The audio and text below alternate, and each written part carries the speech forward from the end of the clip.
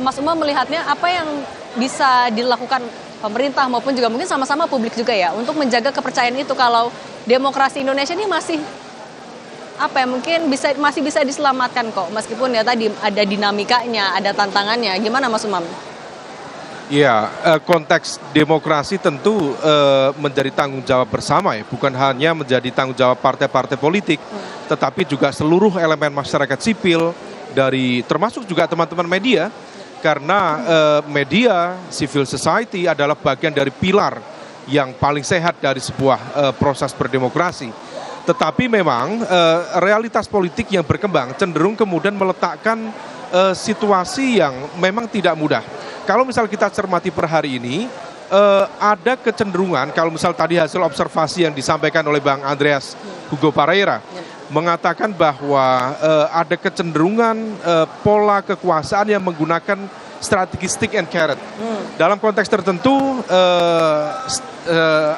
carrot diberikan sebagai sebuah bentuk apresiasi terhadap loyalitas dan juga dukungan. Tetapi kemudian stick dalam konteks ini adalah lecutan, bahkan dalam konteks ini adalah political attack misalnya, itu dilakukan sebagai sebuah bentuk respon. Kalau misal kemudian dalam proses negosiasi, kompromi tidak tercipta. Nah ini yang kemudian perlu kita cermati, apakah kemudian praktik-praktik berdemokrasi ini, berpolitik ini, akan memperkuat demokrasi atau justru memperlemah demokrasi.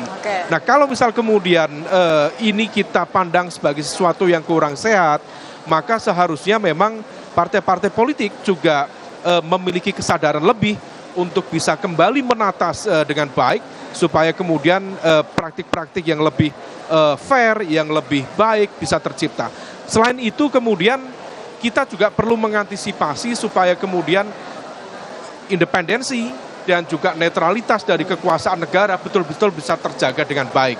Nah kalau misal kemudian lembaga-lembaga negara seperti siapapun ya, TNI, Polri, Badan Intelijen Negara, ASN, kemudian elemen-elemen yang lain bisa kembali pada tugas-tugas pokok dan fungsi dengan kerja-kerja teknokratik dalam konteks pemerintahan, tentu dinamika demokrasi ini akan jauh lebih matang dan juga bermakna.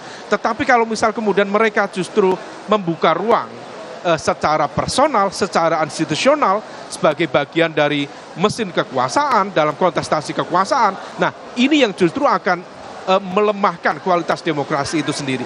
Oleh karena itu ini tidak observasi jangka pendek, tetapi kita juga harus melihat proyeksi ke depan, tetapi kita tetap harus menjaga optimisme, terutama dalam nuansa kebangsaan yang sangat positif ini, bahwa demokrasi bukan sesuatu yang sifatnya taken for granted. Dia akan tercipta, dia akan terbentuk secara sendiri, tidak. Tetapi dia harus diperjuangkan, harus dirawat, dan harus dijaga. Nah oleh karena itu tentu akan mengalami up and down.